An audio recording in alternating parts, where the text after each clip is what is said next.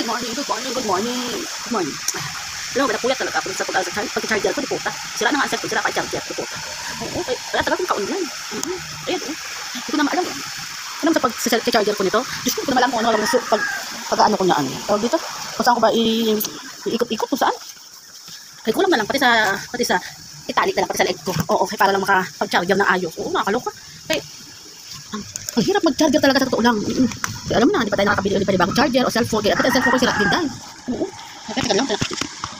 Uwan ako dahil. Kaya alam mo na, wala tayong pangbili. Ganyan-ganyan lang tayo. Natanong na ako alam mo, grabe ang ano ko. O dito, yung na late ng maya gising. Oo yun, maya gising. Kaya gawa ng charger ko kaya dati paluko-luko. Oo. Hindi ko alam kung dapat kong gawin. Hindi po na iyan. Buisit. Ano, makabili-bili din ng cellphone. Kaya pati cellphone, problema ko dito, lagi lobat. Puyat-puyat talaga ako dahil cellphone, pati charger na iyan, kakaloka. Yan, tapos lang kain ng pandesal. Kung para sa akin, madali ako kayo. Pag dati, madaling araw talaga ako nabili ng pandesal. Kasi wala masyadong pila. Pag ganitong oras na mag-alas 7, pag nakaya sa isla, ay sobrang haba. Lagi lang napila doon.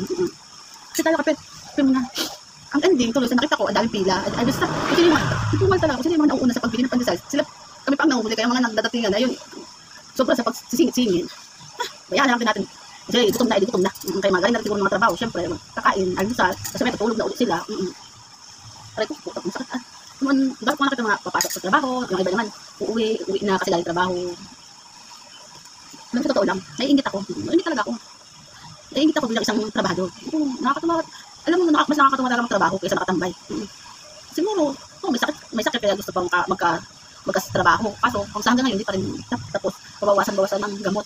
Kaya kung ano man yung dating pagbabago ko, hindi na ganun ako pababago, hindi na ako ganun pabago. Kaya sigurado, ay Lord, yun talaga, hindi ko lang paano nangyari. So ngayon, hindi talaga ako sa mga yung iba kasi uwian na galing trabaho, tapos iba naman papalo pa, mga fresh na fresh, mga naka-face room, mukha, naka-lipstick, oo, nakakatuwa, hindi nakakatuwa kasi naging trabaho yung dati, oo. Ngayon, yung mga tipo bang magtatrabaho kahit makaka-unggoy, oo, at least may makeup ka, at least yung konting pagiging monkey mo ay nababago-bago ng konti, fresh na fresh ka pa. Kaya naingit ako mga ganun, pagtatrabaho. Kasi alam mo, di ba pag nagtatrabaho ka, tapos wala nang pasok, out na kayo pagpasok, punta, guys, sarang kain tayo sa mga Jollibee, guys, sarang ganito, o gano'n, doon sa mga guys, ganito talaga ako dati, mga liputa. Ano ba ngayon, naingit ako.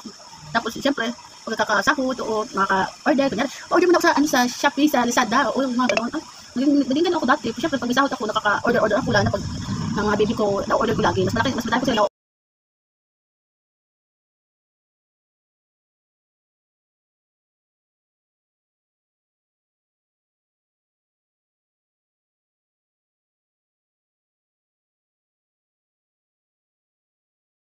pagod mo sa trabaho ginagawa niyo sa araw-araw, pero masaya. Kasi kasama mo sila.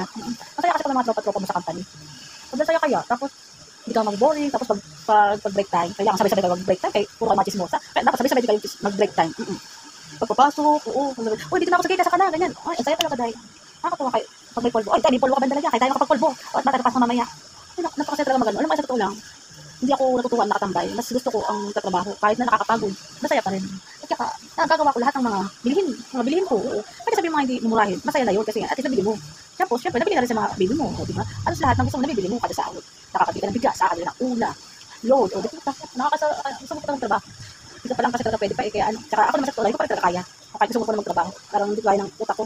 Ewan ka ba? Paingot-ingot. Ewan ko ba naman sa lahat ng nagkasala na gamot na naging sakit, naging ganito, ewan ko ba naman. O kasi sana nagka-bili gamot. Kaya lang sa utak ko, parang hindi ko siya makonect pa. O kaya hindi ko pa makonect talaga makapagtrabaho. Kahit na gusto ko na magtrabaho. Ngayon, kakabila mga lipstick, mga facial, mga gano'n, o di puta. Minsan nagsabi, tara magtalit ng punti, para badi-badi sa ano. Kahit makakaaway kami sa trabaho namin, pero katismusan lang din namin yun. Hindi naman totally namin away na suntukan, hindi naman. Yung wala kachika-chika lang na, ay, tamad mo, gano'n. Pero kahit mga plastic kayo, marami ka nakaka-close doon. Gano'n talaga pag trabaho sa mga ganyan. Kaya miss ko na. Kaya nakakasexy ako na sobrang pagod. At least mamayat-mayat, di puta, pag sa bahay lang, nakatulog-tulog at siyempre, pagtanggam mo, pagkachika-chika sa inyo, di puta kayo, hindi naman kayo view, man lang view sa YouTube at sa Facebook, di puta kayo. Malamang sa'yo, balang kayo sa chismis ngayon. Kaya wala akong masabi. Kaya boy, okay na nga boy, guys, kayo naulan kayo sa loob, di puta. Bye!